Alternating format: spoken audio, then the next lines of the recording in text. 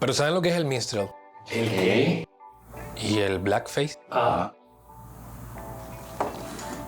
Los espectáculos de minstrel eran una forma de entretenimiento en el cual se mezclaban bocetos de música, danza, comedia, interpretados por actores blancos que pintaban su cara de negro.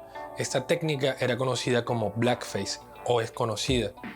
Pero después de la Guerra de Sucesión Americana, muchos actores afroamericanos también comenzaron a tiznar su cara de negro y llevar ese estereotipo. Las compañías de minstrel divertían a los espectadores caricaturizando exageradamente a los negros que estaban en las plantaciones del sur de Estados Unidos, mostrándolos como seres inferiores, perezosos y felices de vivir como lo hacían. Y con un gusto loco por la música. Como dato, los minstrel show fueron el primer espectáculo musical genuinamente norteamericano. ¡Chanfle!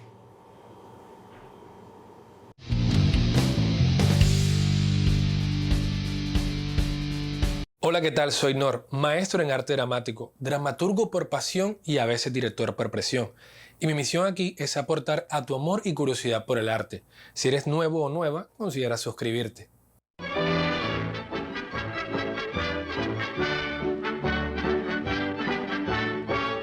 Come listen, all you gals and boys, I'm just from Tuckahoe. I'm going to sing a little song, my name's Jim Crow. Wheel about and turn about and do just so.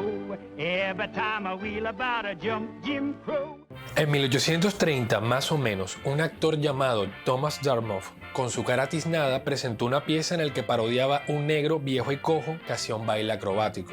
A este número le tituló Jump Jim Crow. En las décadas siguientes, muchas compañías tuvieron una aceptación extraordinaria porque basaban todo su espectáculo en esa fórmula. ¿Cuál? Una imitación grotesca de los negros de las plantaciones del sur, que luego volvían al norte a hacer muchas giras.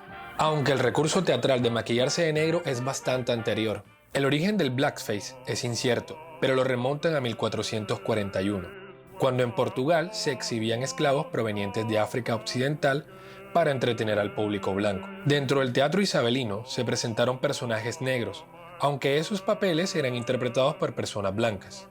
La obra Otelo, El Moro de Venecia de Shakespeare, es un claro ejemplo de ello. En 1769, el actor británico Lewis Hallam fue el encargado de llevar el blackface a los Estados Unidos. En 1799, el actor alemán Johann Gottlieb Grabner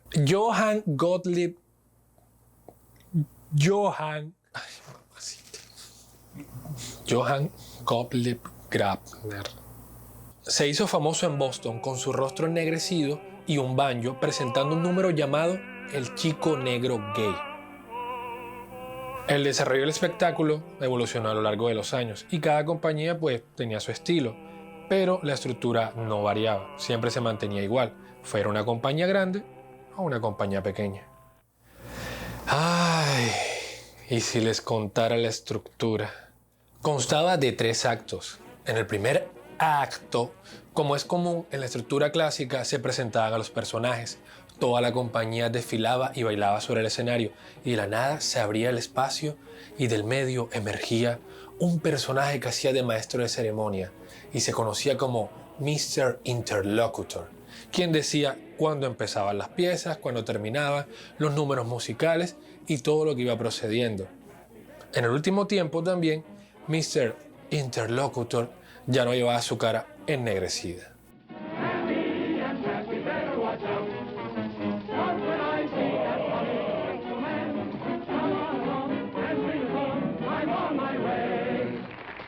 Este le daba pie comúnmente a 2 personajes que eran Brother Bones y Brother Tambo, quienes con su mal inglés mostraban ser unos artistas completos. Cantaban, bailaban, tocaban instrumentos, hacían gags con Mr. Interlocutor.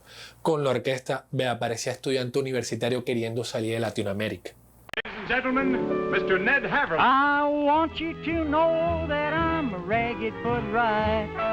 Oh, black and living like you people ask why. Después del descanso del intermedio, continuaba el segundo acto, al que le solían llamar óleo, y era en el momento en donde las estrellas de la compañía sacaban todo su arsenal. Hacían monólogos, recitaban poemas, cantaban baladas románticas, de todo.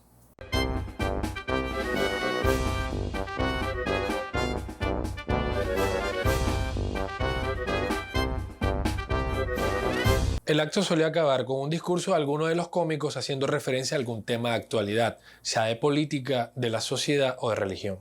Como segundo dato, a diferencia del circo, el minstrel no tenía mujeres forzudas, animales peculiares o artistas tragasables, o algo por el estilo, muy distinto al tipo de espectáculo que lo reemplazaría después, que es el teatro de vaudeville, que sí tenía mucho de eso. En el acto final había una representación de una comedia popular ambientada en una plantación del sur, con situaciones estereotipadas del negro feliz sin ningún problema real de la época. Sí, como si estas cosas pasaran. Los personajes arquetípicos clásicos eran la madre protectora, el anciano cabeza de familia, el dandy que venía de la ciudad, el ex soldado que había estado en la guerra, el tonto, la chica provocadora, entre otros.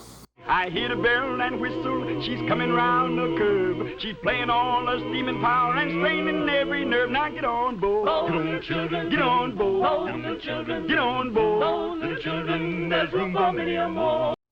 Y la música. Los actores y productores de minstrel pensaban que las canciones y bailes que tenían eran propiamente de la cultura negra, pero esa era una concepción que los blancos tenían de esta cultura, o por lo menos era así hasta antes de la Guerra de Sucesión.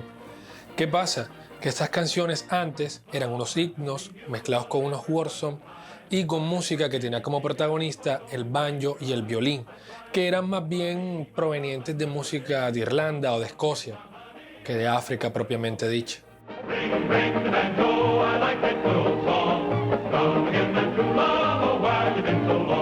The time is never dreary if the folks they never grows. The ladies never weary with the rattle of the bones. Normalmente la música que tocaba la orquesta en el primer y segundo acto estaba compuesta por autores de renombre en aquella época, como Stephen Foster o Daniel Decatur Emmett.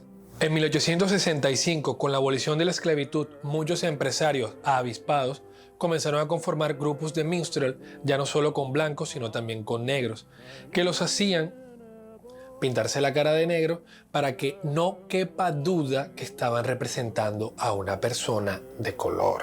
Ahora, lo curioso es que los negros hacían lo que los blancos esperaban que ellos hicieran. De lo que no se daban cuenta los blancos es que los negros hacían mofa de esa visión tan tonta y errónea que tenían de ellos. Después de la Guerra de Sucesión, los negros comenzaron a introducir su propia música en los espectáculos y también sus bailes como el cakewalk o el black bottom. Algunos intérpretes consiguieron gran popularidad, como Ida Overton Walker, conocida como la reina del cakewalk. Ladies and gentlemen, the cakewalk.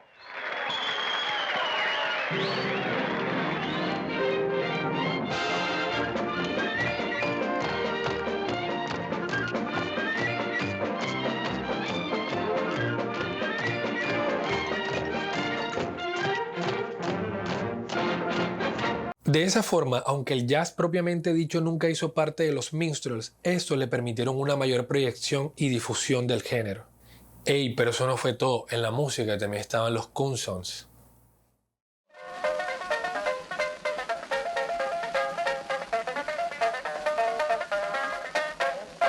Otro fenómeno musical con características muy similares al minstrel eran los coonsongs. Si bien en los minstrels se mostraba al negro ignorante, feliz y de cierto modo como en un plano inocente, en los coonsongs ya se le mostraba como lascivo, indolente, violento, borracho, mejor dicho, un peligro para la sociedad, haciendo que la segregación racial en la época aumentara, llegando a las leyes de Jim Crow.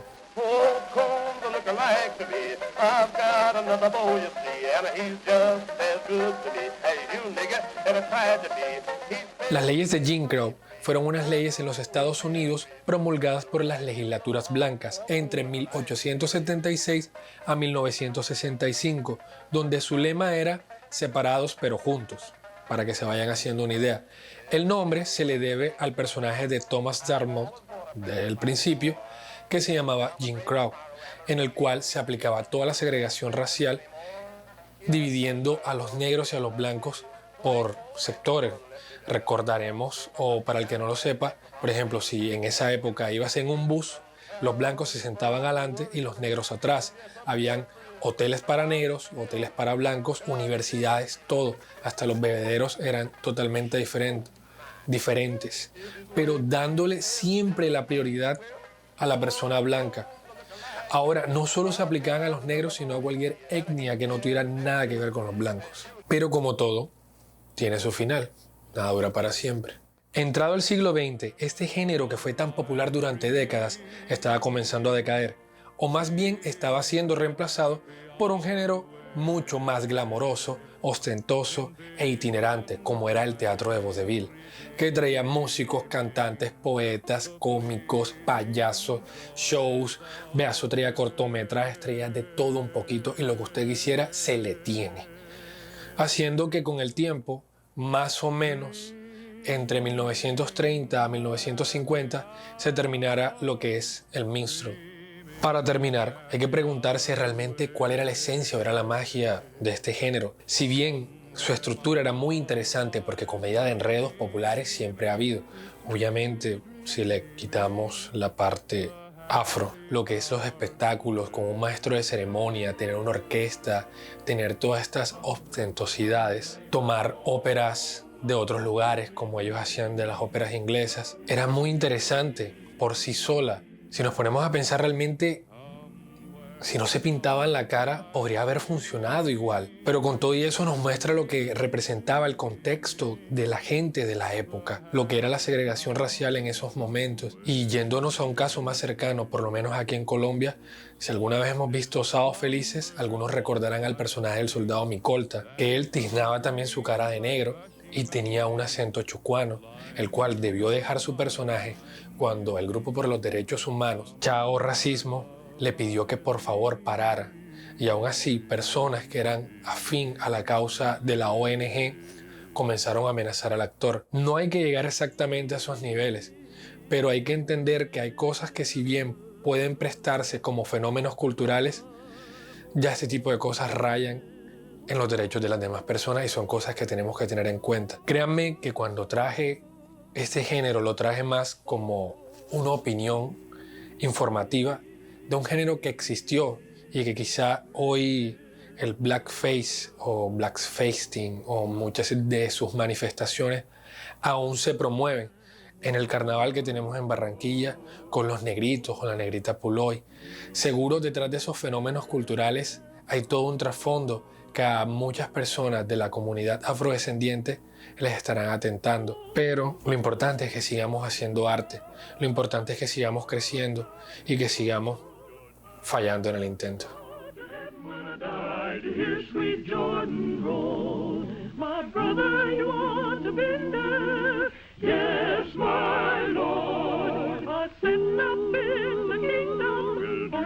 Sweet George.